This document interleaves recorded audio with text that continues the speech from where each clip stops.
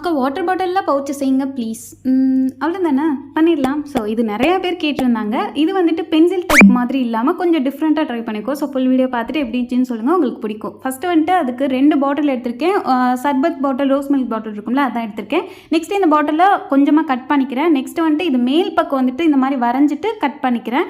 Next இதே மாதிரி அந்த பாட்டிலையும் கட் பண்ணி வச்சுருக்கேன். ஃபஸ்ட்டு இந்த பாட்டிலுக்கு உள் பக்கம் வந்து க்ளூ அப்ளை பண்ணிக்கிறேன். ஃபெவிபான் தான் யூஸ் பண்ணிக்கேன்.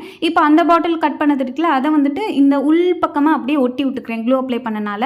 இப்போ மேலே வந்துட்டு நமக்கு கேப் இருக்கும். நெக்ஸ்ட்டு இதை சுற்றி வந்துட்டு பார்த்தீங்கன்னா நான் பேப்பர் ஒட்டிக்க போகிறேன். அதுக்கு மேலே வந்துட்டு ஜிப்பை வந்து ஒட்டிக்க போகிறேன். அதை கட் பண்ண சைடு கீரல் இல்லாமல் இருக்கணும்னு அங்கேயும் நான் பேப்பர் ஒட்டியிருக்கேன். இப்போது இதோடய நமக்கு ஃபினிஷ் ஆயிடுச்சு. இது கொஞ்சம் எக்ஸ்ட்ரா டெக்கரேஷன். என்னென்னு பார்த்தீங்கன்னா double side paper, right side left side, அதுக்கப்புறம் மேல் ஓரத்தில் 2 சைடும் வந்துட்டு ஒட்டி விட்டுட்டேன். நெக்ஸ்ட் வந்து அந்த ஸ்டிக்கர் ரிமூவ் பண்ணிவிட்டு ஓச்பி ஷீட்டை ஒட்டி விட்டுட்டு அந்த ஓச்பி ஷீட்டுக்குள்ளே இந்த மாதிரி சீக்வன்ஸ் பீட்ஸை போட்டுட்டு திரும்ப இந்த ஸ்டிக்கர் ரிமூவ் பண்ணி ஒட்டிட்டோம் அப்படின்னா சூப்பராக இருக்கும். உங்களுக்கு அந்த பவுச் பிடிச்சிருக்கா அப்படின்னா இந்த வீடியோக்கு லைக் பண்ணிடுங்க.